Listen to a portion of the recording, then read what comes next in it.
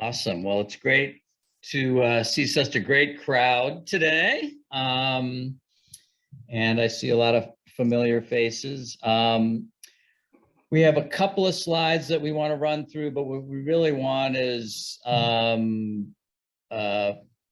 feedback and suggestions from folks as we go through this. And the goal is to make sure that everybody is as prepared as possible for our Capitol Hill Week, which is going to be February 28th through March the 4th. And again, just to review for our Energy Independence Summit this year, we decided due to COVID that it made sense to do it virtually again this year. And so we are doing 3 afternoon roundtable sessions on February 23rd through the 25th. So in those sessions, we'll have meetings with DOE and EPA and Department of Agriculture, Department of Transportation. We have so far one senator, Senator Wyden from Oregon, confirmed. We have 2 Congress members, Donald McEachin from Virginia, who's the sponsor of our Clean Cities authorization. We have Marcy Kaptur from Ohio, who's the chair of the subcommittee that funds the Department of Energy. We may get 1 or 2 more, and we'll have a number of other sessions. So that's going to be February 23rd through the 25th. And then to give you all maximum flexibility, we're doing, like we did last year, Capitol Hill Week. And so there will be, again, we're going to divide into teams. Most of the teams are by state. For a couple of the larger states like Pennsylvania, California are the 2 that come to mind. We'll have 2 teams, and we'll schedule meetings, and you guys will do your Hill meetings virtually like we did last year. And then on top of that, just so people know, we will continue to do monthly webinars to track our progress throughout the year. And then our plan right now, we're hoping, I guess you can't assume anything, but we're hoping that COVID will continue to, we'll turn the corner on the Omicron, and we'll meet in person in DC in June for follow-up. So that is the game plan for the next 6 months or so. So with that, today we wanted to start a little earlier and talk to all of you who are team leaders for the Capitol Hill Week, to make sure everybody's clear on the plan, to make sure we're set up to give you the information that you need, and to also get your input today. So let's go to the next slide. I guess you guys probably know this, but I can't reiterate it enough, but you all are the key to the success of Capitol Hill Week. We can create the framework, but it's really up to you. And we're counting on you, and most of you have experience, some of you are new. So the goal is to get you all trained up, and for everybody to do an important job. And just as an overview, obviously we're counting on you, and we're going to talk more about this, to help recruit your stakeholders so you have a good team. And Tammy's going to talk a little bit more about the importance of that in a minute. Work with us to make sure that your team is prepared for the meetings. Work with us to make sure all the scheduling and the logistics are in place for the meetings. And we're going to talk in some detail about that. And then it's your job to follow up with the Hill offices. And obviously we're there to work with you and help you as needed. Next slide. And then just to reiterate why this is important, and I know you all know this, but just to reiterate this, 2021 was quite a year for our industry and all the things that we're working on. You know, you can see here, and you guys are well aware of the many billions of hundreds of billions of dollars that are going to be invested in clean energy as a result of the new bipartisan infrastructure bill, including $5 billion in the clean school bus program, $7.5 billion for fueling infrastructure, new $39 billion increase for transit and paratransit, much of which will go or can go to clean fueled vehicles, $9.5 billion for clean hydrogen, and much more. The appropriations bills last year, which are not finished yet, they are in negotiations right now to wrap them up. Hopefully they will be done by February 18th. Both the House and Senate included a $20 million increase for the Clean Cities program, up to $60 million. For the DERA grants, this is totally separate from the new Clean School Bus program. The House upped it to $150 million and the Senate to $142 million. There are very important, ambitious proposals for new tax incentives that are on the table and still have a chance, many of them. And then we also got our bill to authorize the Clean Cities program introduced, and we're hoping to see some real movement on that this year. Next slide. And then some of the key things, and I'll talk a little bit more about this later towards the end, but why, again, this is important, why our Capitol Hill Week is important, and why doing these meetings is so important and being prepared is so important. One is outside of the biofuels, the tax incentives for alternative fuels, propane, natural gas, electric have all expired. I guess electric hasn't expired, but we're bumping up against the volume for most of the manufacturers, so it needs to be redone to be effective. We need to work on successful implementation of all the new investments that were won last year. We need to continue to build support for annual appropriations. We need to get our Clean Cities bill moving. And a very important thing, which we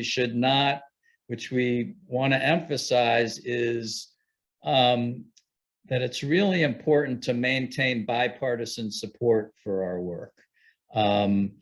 You know, the country in many ways is polarized, politics is polarized.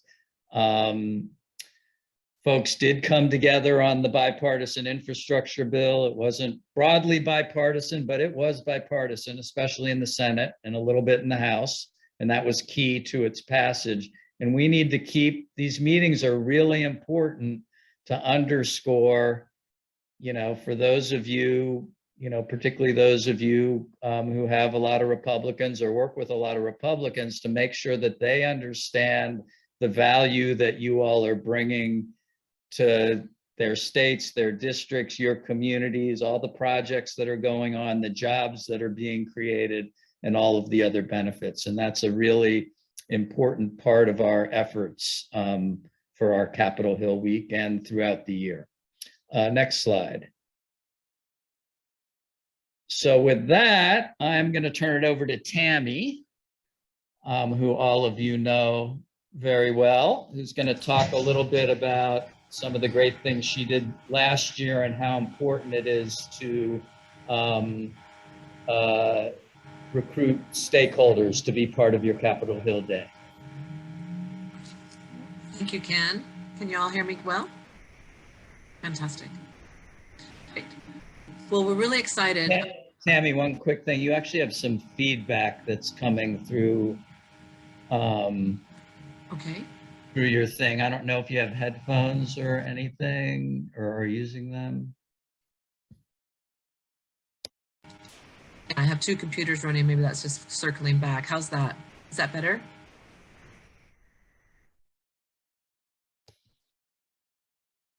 Can you hear me now? I guess I'm being quiet. So can you hear me? Is it good now? Yeah. Yes. Okay. Fantastic. Great. So more stakeholders, more impactful meetings. I mean, that's really what we're talking about. And what's exciting about this version of the Capitol Hill that we started doing last year, which was virtual, is that we found an opportunity like we've never had before, especially those of us who are a long ways from DC. It's really difficult for us to bring in a handful of impactful stakeholders. So last year, we really had a great opportunity to bring stakeholders, board members, and bring them to the table in real time with our delegates. So it was really an amazing experience. And I can't imagine not doing some version of that even when we're back in person. So it's a great opportunity to, again, share more stories, have more examples, voices, and show the relationships that the Clean Cities programs are so effective in building out.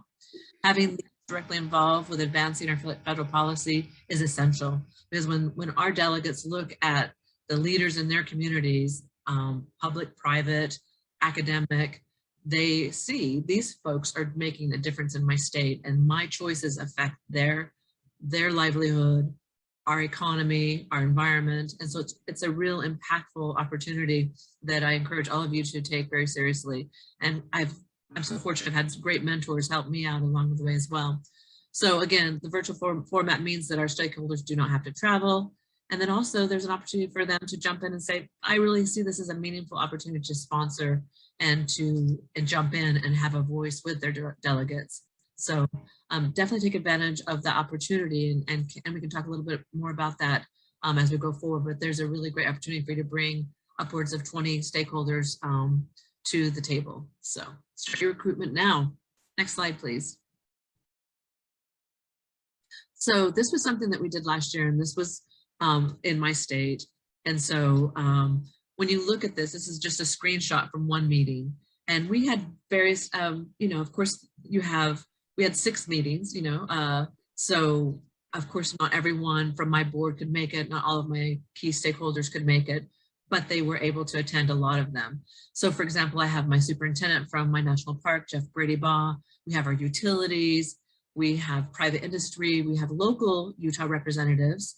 And then we also have Hinko Kiesner, who is amazing. And he actually spoke at the United Nations about air quality and the environment. So really great opportunity for them to have a voice, for you to go around and say, what are you doing in this community? And you can have a leader say, I have 150 CNG refuse haulers. The tax incentive makes a big difference. It's really important that we have, so having them hear it directly from their stakeholders is really impactful. And we had such a great dialogue with our delegates. Many of them stayed on longer and spent more time with us, and then asked for follow-up. And so again, I kind of emphasize how incredible the engagement piece was with this. Okay, next slide, please. It also gives you an opportunity to talk about this Clean Cities program in your state. And I think this is where we are so effective as Clean Cities folks, and that we can show we do reach across our entire states. We work across our communities, we work regionally, we work nationally, we work with each other. So in just our state, I have 90 stakeholders. So that's really impactful for them to see that we're working with public-private partnerships. We're working with municipalities. We're working with, and then of course we always say, we work with the Federal Highway Administration. We work with the federal, programs that are coming to your state. So that's another important piece. And as we go on, we'll also show how important it is to show your delegates that you're in their district working programs across their state. But it's also really important to let them know that it's a 2-to-1 match. So it's a great opportunity for the state to step up, or for private industry to step up and give us those in-kind dollars. And we are always excited to say in the Clean Cities program that for every federal dollar we bring in, we're able to match that upwards of $10 to $12 locally. And that is probably one of the most impactful things, especially if you're in a conservative state. They love to hear that. They love to hear that, those federal dollars match with private dollars, and match with state dollars, and help with local decision making. That's our big stump speech, right? We work with our local folks to make local decisions based on our local fuels. So that's a real great way to drive that in. So $30 million, of course, this is a Utah statistic. So we can say, hey, right now there's $30 million in our state of DOE money that we're working with. And then, of course, then you have the $460 million that the Clean Cities program has invested into the nation thus far. So those are always great statistics, and then those are really easy for them to catch and see. So you want your slide deck to be their reference point going forward. Next slide, please. And then I always encourage you to also do this, and everyone does this on some level, but it's really important for our federal delegates to understand that we work on corridors. We're not just deploying, Tesla cars. We're working with fleets. We're working with, half of the transportation system that essentially is also half of the pollution and uses, half of our fuel, right? Make those really simple statements in general. But we work with Clean American Fuels. We're here to advance fleets. And then you can also begin to show your partnerships. Because we have this great project, we're building out corridors. This one was to show what the inland port for Utah means. And almost 30% of all heavy duty traffic in the United States coming from the West Coast passes through Salt Lake City. So that's important for our delegates to understand that statistic. And that along with them bringing goods to our city and leaving them off, they also come in and they also leave a great deal of emissions that impact our lower income communities to a large extent. So we have that opportunity to speak about social justice, but we also have the opportunity to talk about corridors, and they're not just about electric. And we all like to, to raise that flag and say, we're fuel neutral, we're fuel agnostic. And there's no perfect fuel, but there are great solutions for fuels. And so we know propane works great in certain areas. We know that, there's a dynamic that goes around your duty cycle and what fuels you can use. So we really like to re-emphasize that we work with natural gas, electric, liquefied natural gas, propane, and we can say hydrogen now. I mean, that's fantastic. We see hydrogen expanding. Utah has 11 stations that are planned to come from California into Utah. So we're all saying that story now. So it makes sense to them. They're like, wow, I see that this incentive money is out actually building out infrastructure. And in Utah, last week, we met with our governor, and he said something that was, I thought, really very intelligent. And it was, why, it's going to be a Republican stance. It's like, why we don't like all of this spending. We look at this as also, though, a really great opportunity for us to build that infrastructure that benefits the future. And so we're building something that is meaningful and lasting for not only our state, our region, but our nation, but the whole world, that we stay competitive, that this infrastructure helps us. So we see our bipartisan relationship that Ken emphasized at the beginning. Those are the talking points you want to make sure that you're speaking so they hear that connection of, and make sure that you inform yourself and what your governor, what your state, what their main talking points are, so you can work with that. So with that, it's also important to bring up the successful fleets that are using alternative fuels in your state. So of course, we bring up our natural gas school buses, which is one of the largest natural gas school bus in our state, and in many ways in the nation. They have a really successful program. We also bring up that our transit district is using gas and natural gas and biofuels. And then we bring up a local private fleet also that runs on natural gas. These are all case studies. They can see them on the AFDC, and that's impressive for them because they know that's been vetted and that's a true deep study, and they can look at that. So next slide. There you go. I'll pass that back to Ken, or I believe it goes back to you, Ken. Yes, back to me. Thank you.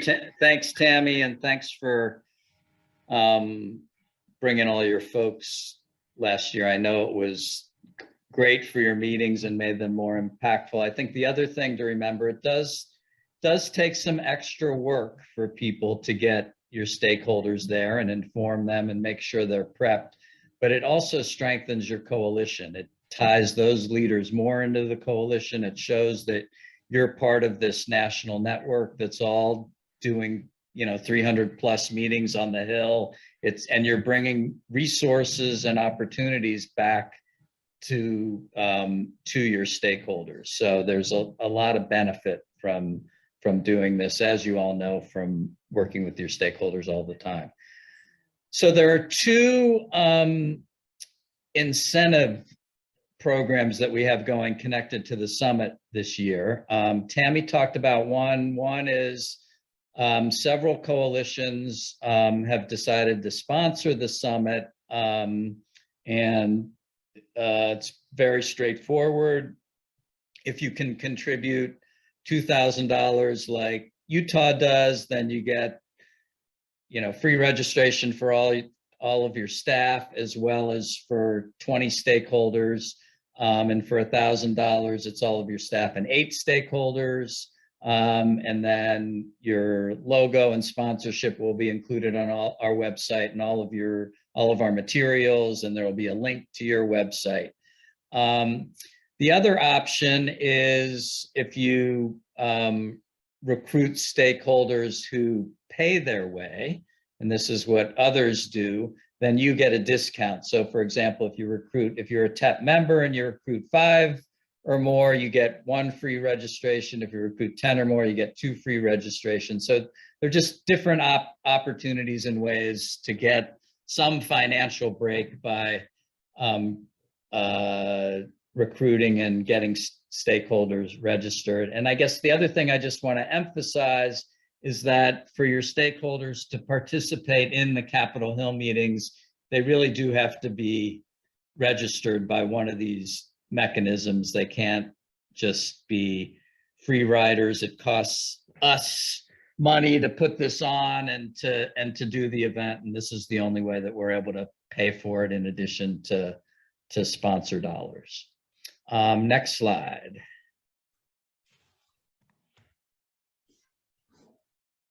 And with that, I'm going to turn it over to Jake Schwemline. Many of you know Jake. He's been key to organizing our Capitol Hill Day. He's going to be the lead guy working with all of you as group leaders. He's the lead guy helping to schedule your meetings on Capitol Hill and make sure that they're all set and they run on time. So Jake's going to talk a little bit more in detail about some of the logistics, and then we're going to get feedback and questions from all of you. So Jake. Thank you, Ken. So we've already covered the building your team of stakeholders. I don't think Tammy named names last year, but you did have a member of your state house that you mentioned. I know other states have had like municipal government people and fleet managers, and I gotta say, Hill offices love meeting with them because they know them. They've talked to these guys in these offices for years. So saying, we have this relationship with these people and they already support these projects. They love hearing about that. So whenever you can get more stakeholders involved, always highly recommend it. And if there's anything we can do to help reach out to them, I'm happy to do so. Just give me a call. So we recommended last year that group leaders set up inter-team just meet and greets, and found that very successful. And I highly recommend doing it again. Just, an opportunity to sit down on Zoom for 30 minutes, meet each other, figure out who can contribute on which topics. It's absolutely helpful, and it really, make sure those meetings flow well. I'm also happy to attend if you set those up. Just, send me an invite. I'm a great resource. I've been doing this for a little while. Happy to answer any questions y'all have. I've also spoken with most of you already about scheduling meetings. So we've already worked out if I'll be scheduling or if you'll be scheduling. If not, send me an email. We can settle that today. And if you're scheduling your own and, it comes the week before and people aren't answering emails, give me a call then and I can, help out at that point too. Earlier is better though. So actually getting that information to the other members of your group is going to be a little different this year. Last year we had a master schedule up on the event site, and I found that wasn't really the best way to do it. It was just a little slow to update, and people got caught with old information on meetings. So to avoid that this year, we are going to ask all of the group leaders to create Zoom links and calendar events for all of the meetings. That way, if something gets rescheduled, if somebody calls and says, can we push this back an hour? We can just change the calendar invite and everybody in the group will get a notification, and all of that will be seamless and elegant and a lot easier to communicate to everybody. So it won't be, everybody has to check the calendar every morning. It will just go on their Outlook calendar or Google Calendar automatically. And then finally, Tammy showed some of her slide deck. That was an innovative solution, taking advantage of the virtual format, and it was great. It seemed like it was a hit. We've also done 1- and 2-page background documents in the past. This was Tennessee's from a couple years ago that I really liked. It has all of the information on it. Also highlights projects in each congressional district. So if you go into the office, you already have that information ready to say, you know, we are working with these school districts or these bus fleets. And you can, you know, have something that you can point to in the meeting. Alabama also had another great one a few years ago, just highlighting everything that was going on in districts and then background on the organization. All of those are available. I'll get them up on the website, and we usually send them out by email. If you want examples, also, you know, send me an email. I have all of them in a PDF format. I can get that to you. So starting timeline wise, I'm going to start sending out meeting requests this week for the people I know I'm scheduling meetings for. It's a little bit earlier than usual, so hopefully that causes a little less chaos. I am going to start, or my plan is, I'm going to start sending schedules to people to create the Zoom links and create those calendar events starting the week of February 14th. And so then we will have a week or two to set up the calendar invites, get that all back to me, and get that over to the group leader or to the rest of the group and to Capitol Hill. And so then we will forward those on to Capitol Hill. And I'm going to CC team leaders on those meetings or on those emails to Capitol Hill. Some of you might remember last year, there were a few instances where links didn't work, passwords got changed, something happened, and I was having to be a go-between. And, you know, I do my best, but when we have a lot of meetings going on at the same time, I can't answer all of those emails at once. So with you on those emails, you'll know when meetings get changed, so you can change the calendar invites yourself. You can, you know, send in a new Zoom link, hopefully handle some of those issues very easily and very quickly and without changing the overall schedule. So I guess discussion time. So does that, I guess 2 questions, does that process work? Do you have any questions on that? And then based on your experiences last year, what else can we provide to help make sure that these meetings are successful and help communicate our message effectively? You can speak, you know, chime in by voice or by chat, whichever works for you. Yeah, please speak up with both suggestions or questions or whatever you need. Question, because I've been asked this last week, especially with our legislative session starting in our state, when will we know exactly what each state or region is going to receive, or is that still unknown, or do they have a pretty good idea? We should have a pretty good idea in a few weeks, but has that been determined? How much money each state's getting in certain infrastructure bills, or is that still an unknown? Some of that is known and a lot is not known. I mean, it's program by program. So those programs that, for example, have a formula where certain amounts go to either states or to local governments or planning organizations, that's better known. There are some broad estimates of some of the dollars, at least the transportation infrastructure dollars, but some of the new programs like, you know, like the Clean School Bus program, that's not done by state. So we're not going to know that until it actually happens. So it's program by program.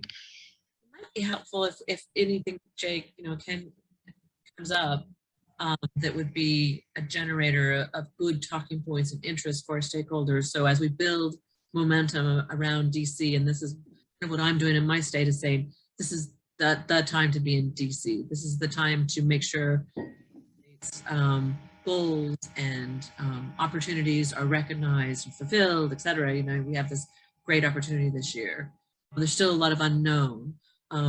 Any thoughts on how to best approach that with, working with unknowns, but a huge amount of opportunity, and building that excitement, but also being able to give some opportunities for us to go to DC with some really great informed stakeholders that can say, hey, we see this is happening, whatever, you know what I'm saying? How do we build that narrative? So as we normally do, we will do a couple of things. One is we will have a federal policy agenda, and I'm going to give a brief overview of the current draft of that at the end of this. So people at least will have some sense of what the requests for action will be. We will provide talking points on that like we normally do. And I think your idea of some, I think we should start the meetings with a big thank you, right? Since there's so much new stuff out there, and even thank folks who didn't vote for it, and make sure they know it's still going to benefit their states and their communities. And we will come up with some brief talking points on that to show some of the scale of that, of at least some combination of either what the state is getting or what the opportunities are that people in their state, whether it's school districts or local governments or people who need infrastructure or whatever, to have some sense of the opportunities that every state's going to have. So we will provide that. I think that's a great idea. Thank you, Ken. And again, you guys do a great job of giving us our talking points. So thank you for reminding me that we have that. But I'm also, again, interested in possibly having some great information that we can build up to. So if any opportunity comes along like that we can help with on our end, please let me know. Yeah. Be great. Thanks. So I have not seen any questions about the Capitol Hill section. So we can go right into the policy and appropriations update. Well, let's wait a minute, Jake, and just see if anybody else has other comments, questions, anybody who participated last year, things that went well, things that could be done better. We're trying to learn. I know last year, I would say 70 to 80% of our meetings went great. And there were another 20% that either didn't have many stakeholders or people that we thought were going to show up to the meeting didn't show up to the meeting. We even had a few where the people on Capitol Hill that we were meeting with didn't show. So we had a few glitches, but anything that those either who participated last year or if you didn't and are participating this year, if you have thoughts or questions on how this is all going to work? It looks like Alan has a comment. Yeah, I was just chiming into the any questions piece, but we've had really great dialogue with our representatives, and one of them is sort of responding to some of the stuff, the clean fuel stuff we talked about them last year. Wondering if there is a process for like last minute bill review. I know it's getting pretty late in the process, but it looks like there's a bipartisan alternative fuel infrastructure bill that just sort of touches on some USDA programs. Wondering if there's some opportunity there for additional stuff, or just to be sure that the coordinators, if there's something else on the ground, that they can zip that up to you guys, to Ken or to Jacob. I guess I would say if anybody has any suggestions or recommendations of things that should be included in our policy agenda, send them our way. We're always open to that. If anybody has questions, they should always ask. So the answer is yes.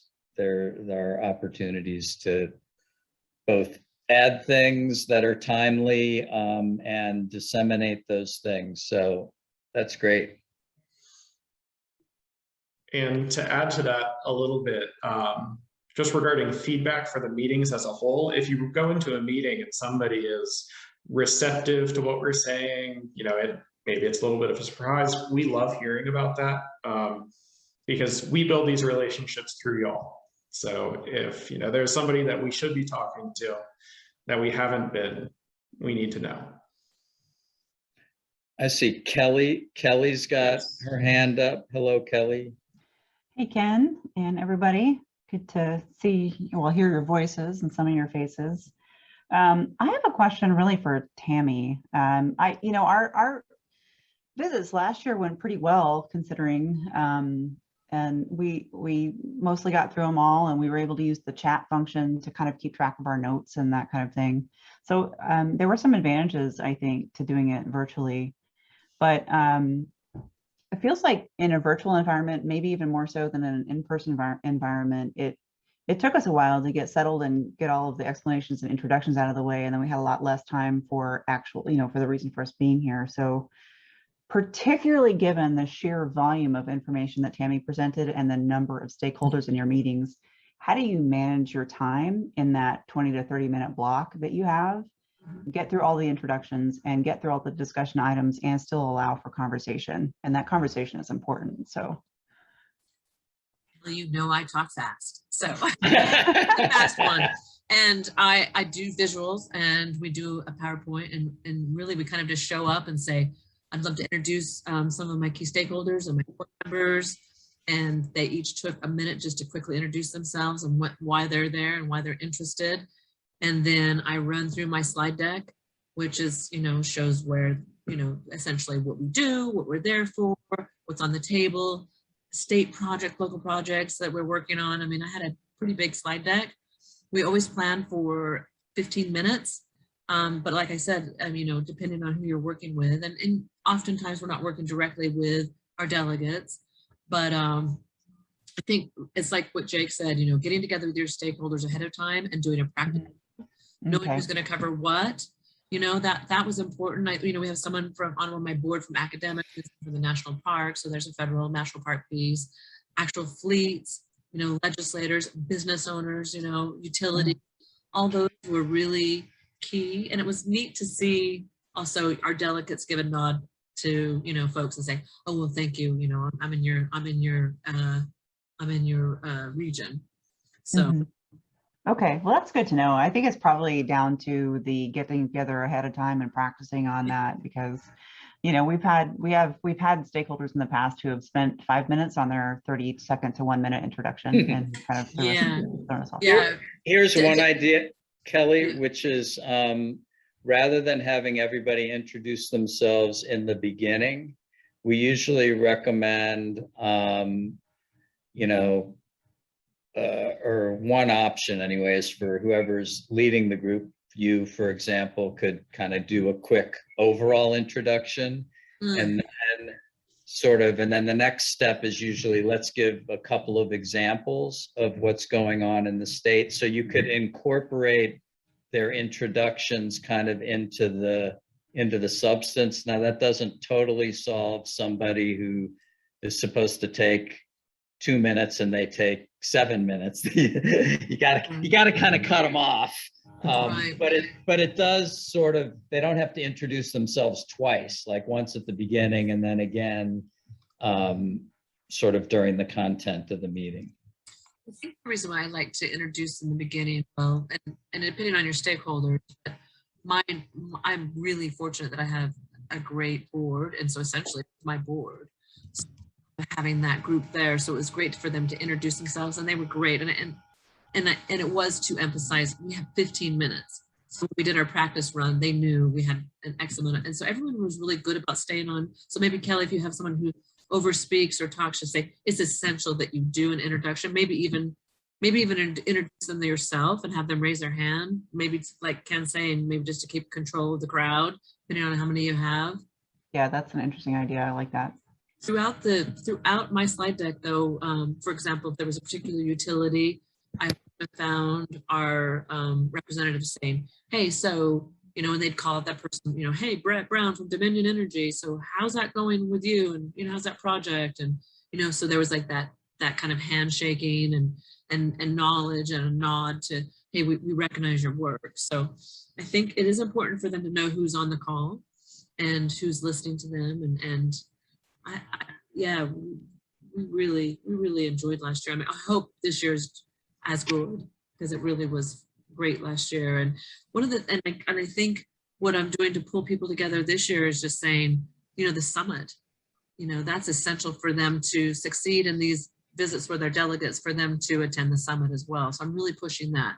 So they have, like, you know, our summit was so great last year. We learned so much. This year, I think, you know, we're going to have the same opportunity to really understand what this funding means to our states, to our nation, to our region, to the world, right? So it's important that we have our narrative down really well, as best we can. Richard, Yeah. your hand is up. Yep, the unmute button wasn't working. Hey, Tammy, I really love what you put together. Super comprehensive.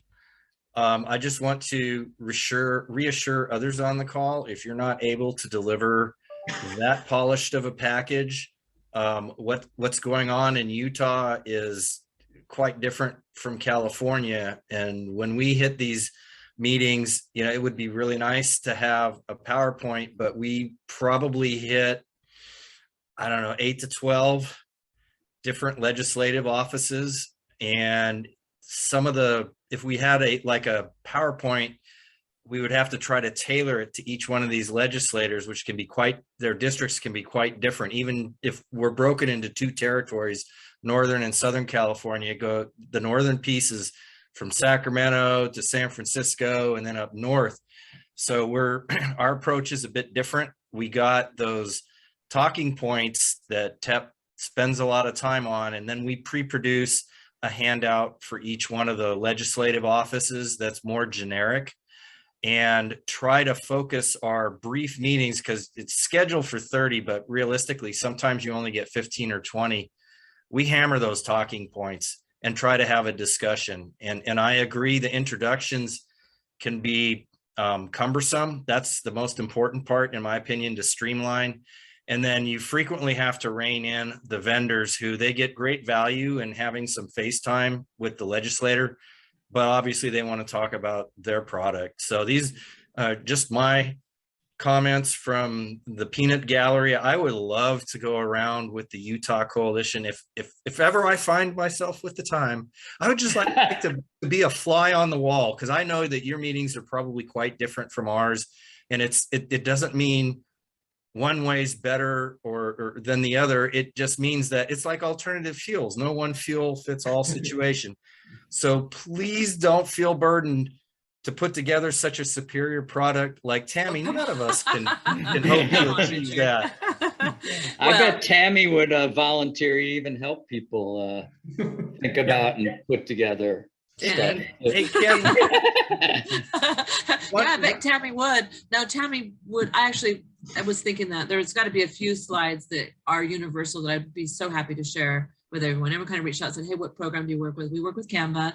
Super easy, wonderful to work with. It has templates, you know, whatever.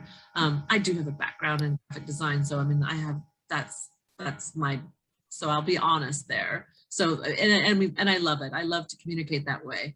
But Richard, to your point, I mean, I think it doesn't matter how great your slides are, whatever. They need to, when you walk away, they should have 3 talking points, then they'll remember them, right? And that's when we follow up. And so not only do we meet with them, but it's so important that we follow up in a really meaningful way. And Ken, you're going to talk about that as well. And Jake, you've been great about helping with that too. But the follow-up, I mean, there's so much that goes into the actual meeting and everything that's happening. The follow-up is essential. So, and you know, we're a small state, so it's easier. I can't imagine 12 meetings. I can't even imagine that, Richard. So yeah, you're all about getting it in and out and doing the point. So Yep, we're high speed. And about those meetings, one of the challenges that we ran into was inconsistency with the meeting schedules, having the individual coordinators doing it from Northern and Southern California. Because we would join for the Senate meetings. I don't know if there's been discussion about possibly making the online meeting appointments for the coalitions, or at least for the California coalitions. To me, that was the most difficult part. And I mean, it should be simple, but there was confusion distributing the links. I know we had to get them to Jake. We had to get them to the stakeholders. Jake's getting them to the elected officials. It just seemed like it wasn't as efficient as it could be. So if there's some thought that's been given to that, great. And if not, I'll just shut up and muddle through it again. Well, so I have been thinking about how to make it better, because I agree it was inefficient and there was some miscommunication. So I do plan to, set up a call with you and CalSTART and figure out a better process for this year. There is a technical issue on that just prevents TEP from being able to schedule all of them. Zoom doesn't let us be in multiple places at the same time. So, And that we is can, why we have to ask you. one of the problems is we can't, if it were ideal, we would do all the links, but our account doesn't allow us. I mean, you have to be in one of those gazillion-dollar accounts. I don't know. And one of us actually has to be in the meeting So that's why that's why you all have to get the Zoom links. And what I think one of the things we're trying to add this year is by giving you all the responsibility, and I'm sure a number of you did this anyway with your stakeholders, is to send them a calendar invite with the Zoom link. So they don't have to depend on going to our summit website to get the link. It will actually it'll be in their calendar. So that's one of the changes. And I'm sure many people did that already last year, but a lot of people didn't do that also. We found that we had back-to-back meetings in some cases, not a ton, but some. So we kind of had an occasion, since we had to use the same link for every meeting, where we were rushing to get people out of the meeting room before the new delegation showed up. So I think if we are able to hold, to do our own meetings and be able to send out maybe different meeting links to each party, that might help alleviate that. But that was one thing that we ran into as well. Right. Individual links is a good idea, because you're right. Sometimes there's an opportunity where it's like, hey, I'll stay on and talk. And you have that opportunity. And if it's back, and the rest of the delegation can go on to the next meeting. Exactly. Right. Yep, right. I'm watching some of the chats come in, and Peggy Vermont said, hey, I feel like I'm over my head. I think it would be great. And maybe Richard, we could even partner up and show a fast bullet point presentation and a longer one. Maybe we could do something where people can look at 2 different styles or 3 different styles of presenting, and really, because if we're back east, sometimes we can join in with you and go to your meetings with you.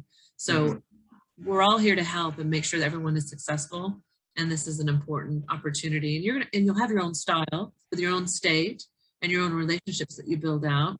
But this is a great year to practice. But we're here to support you, Peggy, and anybody else who's new. It probably seems a little bit daunting. Yeah, I want to emphasize that and say thank you, Tammy, for offering the help. And we want to be here to, these meetings are so important, and they're important for you all too. They're not just, they're not important for TEP. They're important for you all and for the cause. And, everybody was a beginner the first time. And so, and it's okay to not have done this before. And one of the advantages you have in Vermont is you only have, I think, only 3 meetings. You got 2 senators and I think only one House member. So that's the advantage. You only have 3 meetings to get ready for. And you also have all very sympathetic people to work with. And it doesn't have to be complicated. And maybe the first year, just invite five stakeholders, or not 25 stakeholders. And we're happy to help work with you, Peggy, to make it work and effective. And Yep. we'll figure it out together. Yeah, and I like to join. Sorry, for new Peggy was saying something. Go ahead. I'm sorry. No, I just said thank you. I appreciate it. I mean, we're tiny. Vermont's really incestuous. My son plays soccer with Bernie's grandson.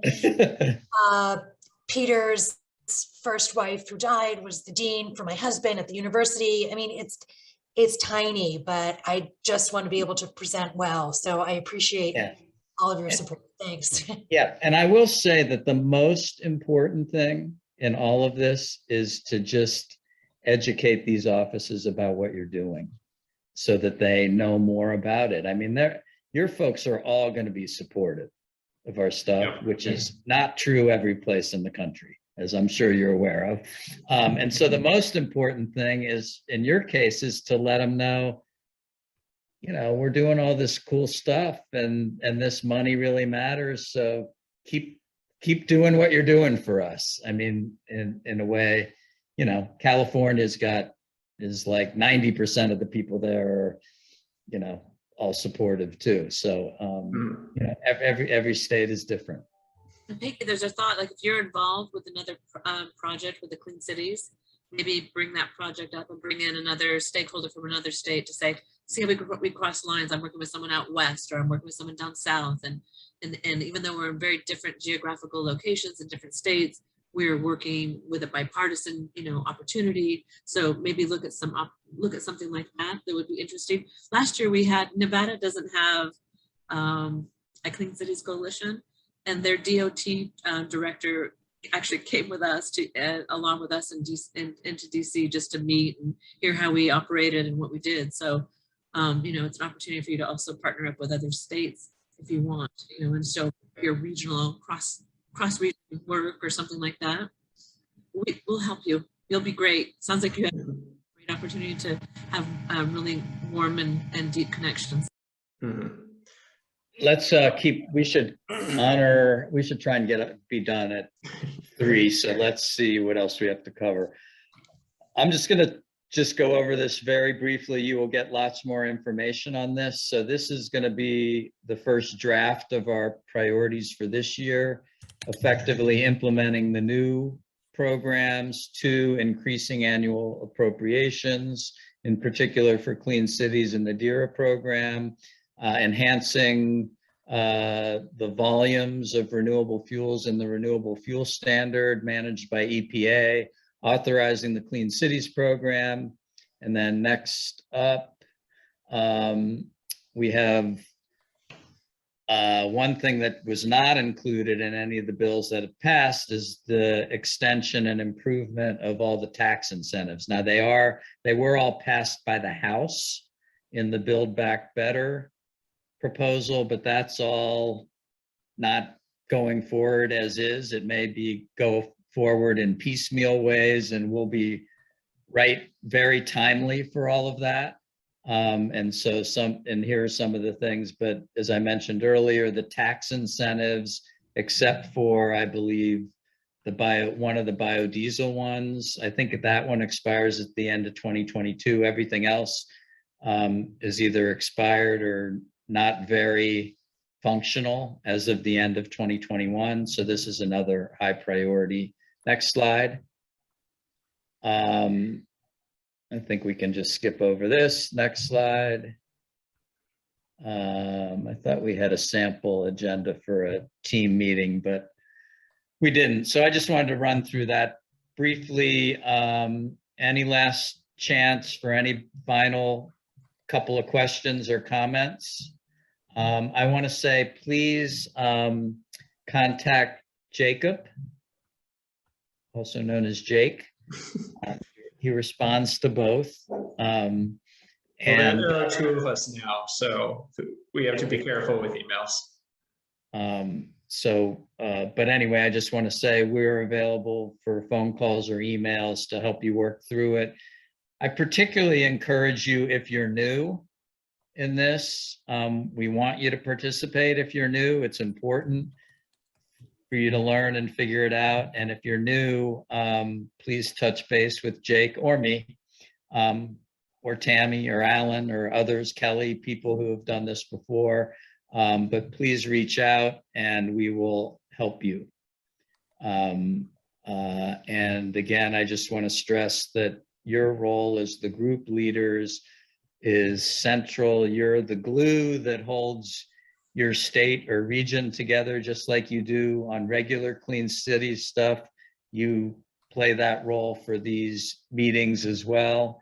And it's important for you guys to get equipped, for you to get whatever you need from us, whatever help we can give you. And the more effective meetings we have, the more impactful we're going to be, the more money we're going to get, the more these programs are going to work better. So please let us know whatever help you need. Tammy, any final words? Just looking forward to it, and we're here to help. And I will definitely work on some slides that are universal for folks to use if you want to use them. Send them out for PowerPoint. But we're here to help. If you have a particular challenge or need, like Ken said, reach out to someone on the board or someone who's done it before. We're all here to support you. So let's make this year the best ever. 2022, yahoo! Awesome. All right, I think we're done. Thanks, everybody, and please stay in touch. Talk to you soon.